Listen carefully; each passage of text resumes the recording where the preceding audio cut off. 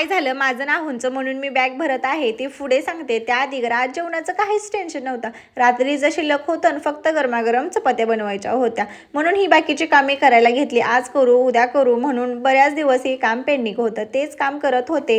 हे सर्व श्रेयांची लहानपणीची कपडे आहेत, तेच नीट ठेवत होते. बऱ्याच दिवस बघितलं नाही ना तर बळीच अशी धूळ साचून जाते. हे कपडे बघितले ना त्याच्या त्या गुडगुडीत चेहऱ्याची आठवण होते आणि आता जरा बारीकच झालाय. त्यामध्ये कापूर वगैरे मी टाकून घेतला जेणेकरून वासही कुबट येणार नाही, छान वास येईल म्हणूनच. ते करत असताना मला ही माझी 12वीची नोटबुक सापडली. श्रेयांशला ह्या बॉटल म्हणून दिलं ना तर तो सर्व असं फिनिश करतो म्हणून त्याला दिली होती. अहोनी अशी कॅडबरी आणली होती, तीच मस्त अशी एन्जॉय केली. छान असं रात्रीचं जेवण बनवलं होतं, ते मस्त असं खाऊन घेतलं.